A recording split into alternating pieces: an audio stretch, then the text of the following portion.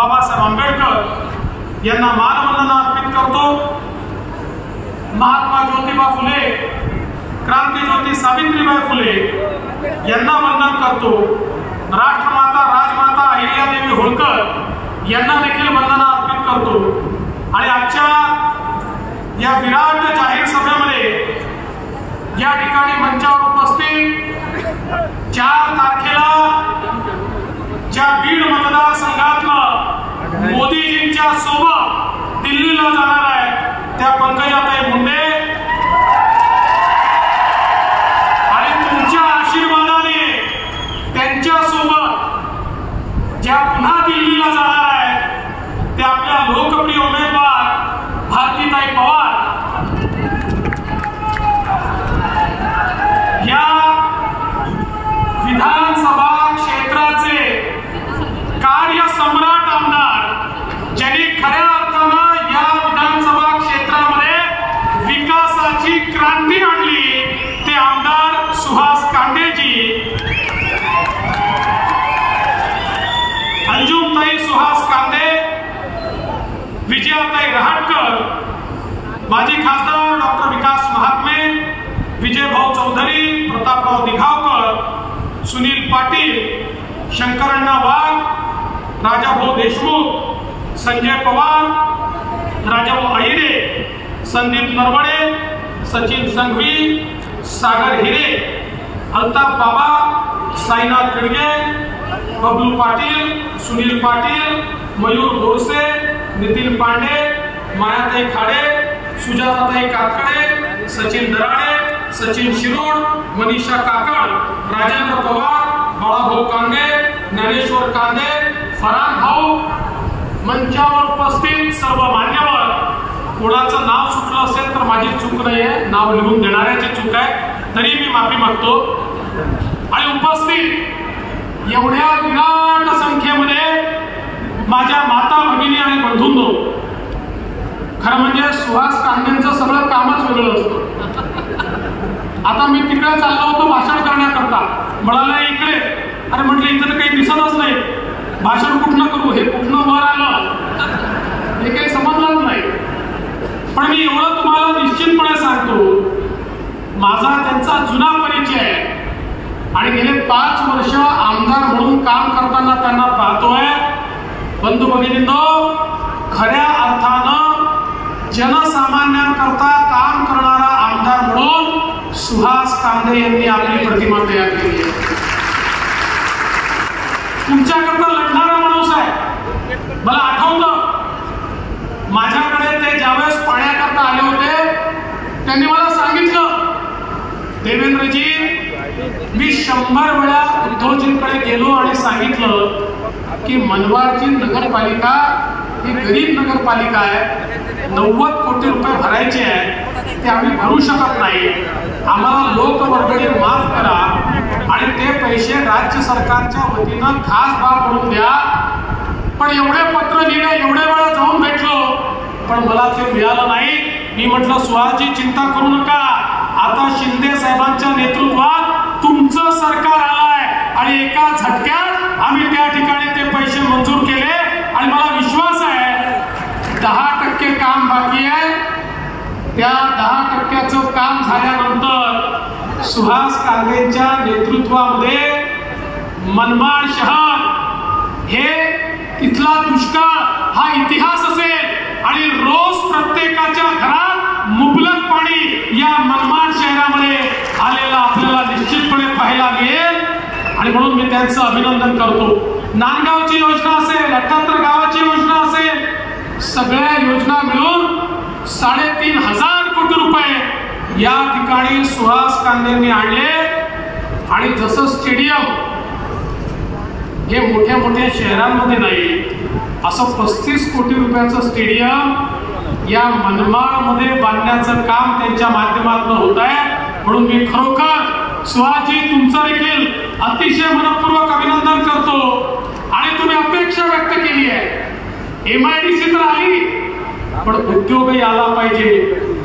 सुहासजी मागच्याही वेळेस सर्वात चांगला लीड मनमाडने दिलाय, याही वेळेस मला विश्वास आहे भारतीताईंना सर्वात जास्त लीड मनमाडच देणार आहे आणि एकदा तुम्ही लीड दिली की या ठिकाणी उद्योग आणण्याची जबाबदारी माझी आहे। तुमच्या खांद्याला खांदा लावून या MIDC मध्ये उद्योगही आणू आणि यासोबत या ठिकाणी गिरणा धरणातून पांजण डाव्या कालव्यातून पाण्याची मागणी आहे, माळमाथ्यावरच्या पाण्याची मागणी आहे। या सगळ्या मागण्या तुम्हाला माहिती आहे। तुम्ही जेव्हाही माझ्याकडे किंवा शिंदे साहेबांकडे येता कधीच रिकाम्या हाताने जात नाही। आम्ही तुमच्याकरता बेरर चेक सारखे आहोत, तुम्ही थेट त्याच्यावर स्वतःचं नाव लिहू शकता। त्यामुळे या ज्या गोष्टी तुम्ही या ठिकाणी मागणी केल्या मी तुम्हाला सांगतो 20 तारखेला निवडणूक होत्या, 21 तारखेला मीटिंग लावतो आणि एका आठवड्यामध्ये या सगळ्या तुमच्या गोष्टी या ठिकाणी निकाली काढून देतो। आपल्याला एवढंच करून थांबायचं नाहीये।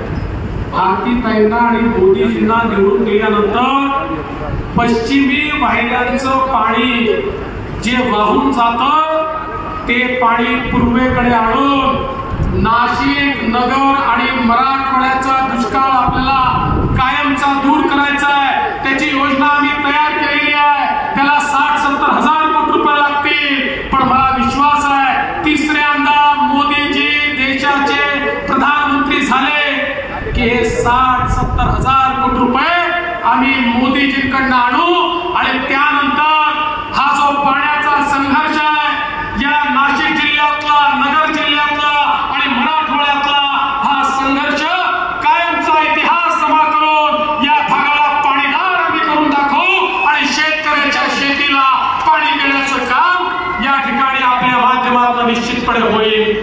बंधू भगिनींनो, ही निवडणूक साधी निवडणूक नाही आहे। ग्रामपंचायत, नगरपालिका, विधानसभेची निवडणूक नाही आहे।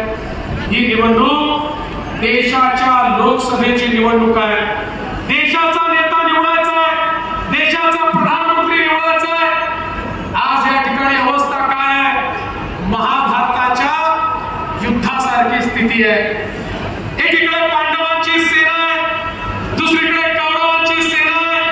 पांडवांसोबतही अनेक राजे, कौरवांसोबतही अनेक राजे, युद्धाचं मैदान सजलेलं आहे आणि आपल्याला सगळ्यांना यावेळी शस्त्राने नाही तर मताने ही लढाई लढायची आहे। बंधू भगिनींनो, एकीकडे विश्वगौरव विकास पुरुष असलेले आपल्या सर्वांचे नेते माननीय नरेंद्र मोदीजींची सेना आहे आणि या सेनेमध्ये शिवसेनेचे नेते माननीय एकनाथराव शिंदेजी यांच्या नेतृत्वात शिवसेना आहे, अजितदादा पवार यांच्या नेतृत्वात राष्ट्रवादी आहे, राज ठाकरेंच्या नेतृत्वात मनसे आहे, जानकर साहेबांच्या नेतृत्वात रासप आहे, या ठिकाणी आठवले साहेबांच्या नेतृत्वात रिपाई आहे, पिरिपा आहे, जनसुराज्य आहे, रयत क्रांती आहे।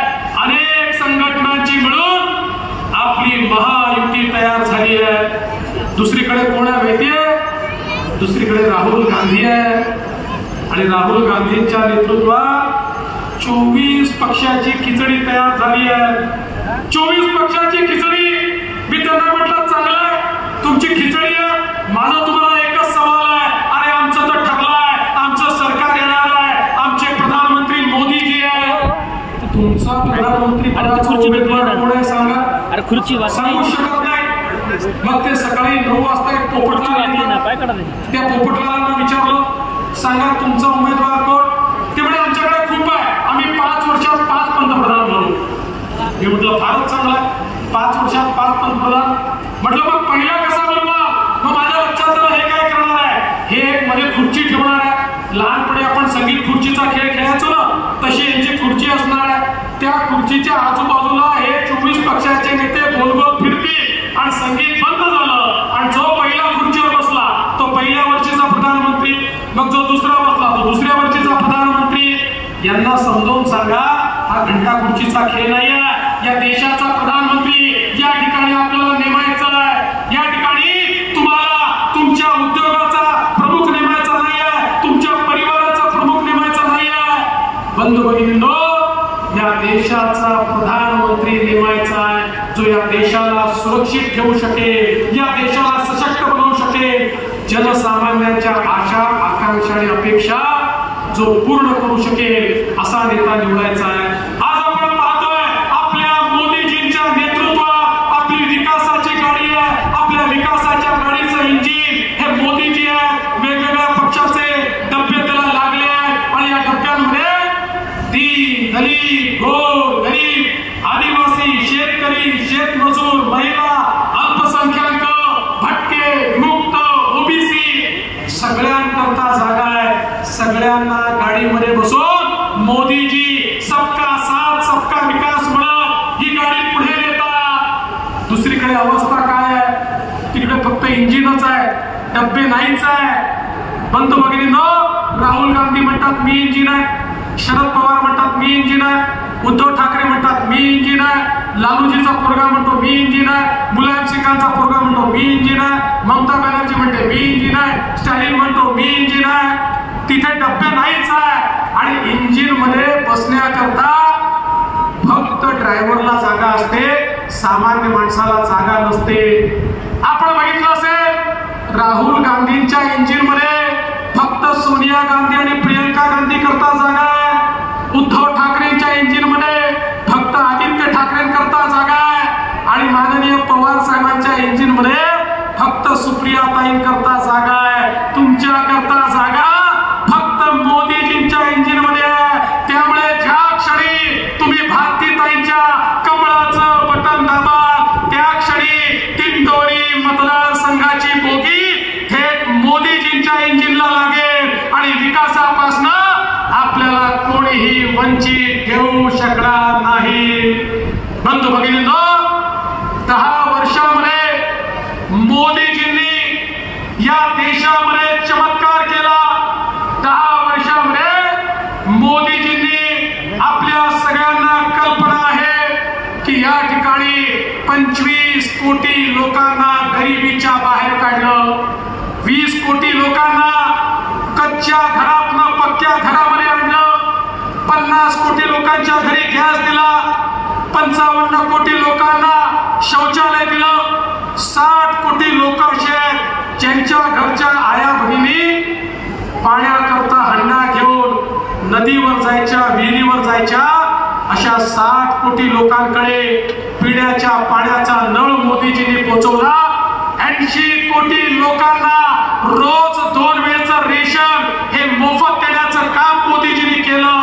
आपल्या महाराष्ट्रातही 7 कोटी लोक असे आहेत ज्यांना रोज मोफत रेशन हे मोदीजींच्या माध्यमातून मिळतं. 64 कोटी लोकांना 10 लाखापर्यंतचं मुद्राचं कर्ज हे मोदीजींनी बिना तारण आणि बिना गॅरेंटरचं दिलं आणि आता 20 लाखाचं कर्ज मिळणार आहे. आणि या देशामध्ये 80 लाख बचत गट तयार केले आणि त्यांना 8 लाख कोटी रुपये दिले.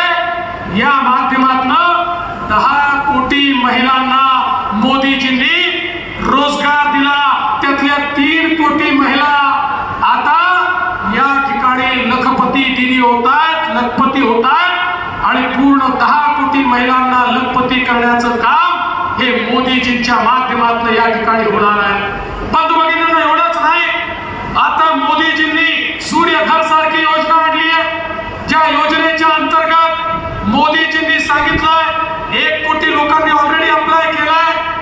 आता प्रत्येकाच्या घरावर मोदीजी सोलर लावणार आहेत आणि त्या सोलरच्या माध्यमातून 300 युनिट पर्यंतची वीज ही प्रत्येकाला मोफत मिळणार आहे.